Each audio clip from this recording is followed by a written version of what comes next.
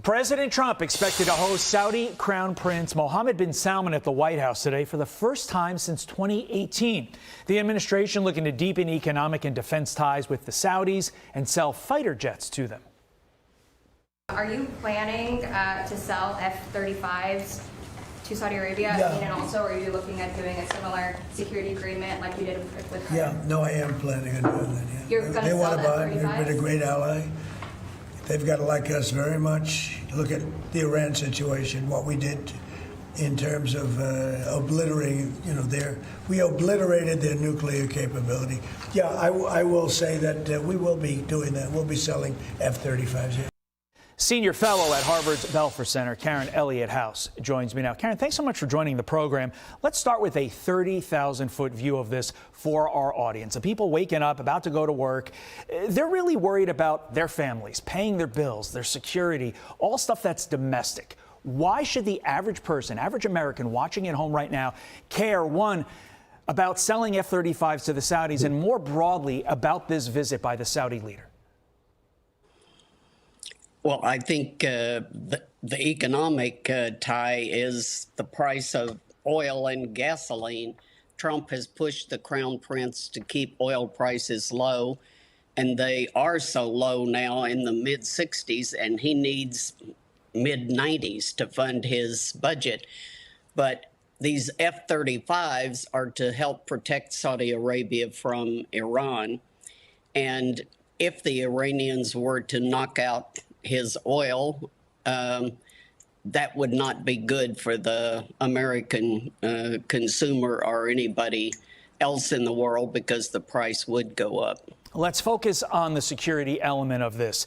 If Saudi Arabia gets these planes, and if overall things go in the Middle East the way that President Trump wants them to, could you see Saudi Arabia joining the Abraham Accords at any point? I believe if they join the Abraham Accords, it will be some time from now, because the Crown Prince has said very unequivocally that he cannot do that unless there is some real progress on a Palestinian state.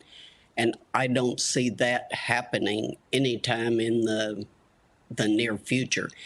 If it happens, nobody knows what the Israeli government will be in a few years, even maybe a few months. If it happens, then I believe he can. And I suspect that the sale of these F-35s is tied somehow to, we will deliver them when you and Israel have diplomatic relations. I do not know that, but it wouldn't surprise me. But I do not think you will hear the Crown Prince saying, I'm joining the Abraham Accords anytime soon.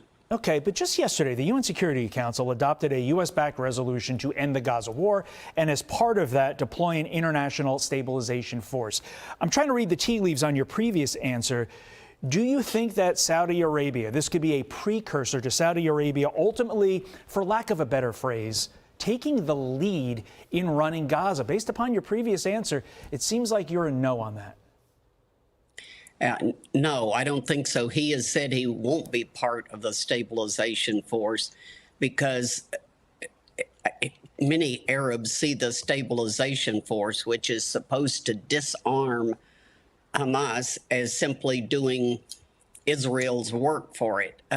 So he doesn't want to be part of the stabilization force or part of spending money to rebuild Gaza until there is agreement on a Palestinian state, because the Saudis believe that if you don't have that, whatever you spend rebuilding Gaza will simply be blown up at some future time. There's also the specter of AI hanging over this meeting. Saudi Arabia has a lot of money. We need a lot of money to fund a lot of big energy projects, AI projects, so that will definitely be one of the focuses. And I think when we come out of this, one question we need to ask, are we friends with Saudi Arabia, or are we still strategic allies? Obviously, the specter of 9/11 hanging over this as well. Karen Elliott House, thank you for your insight. We appreciate it. Thank you.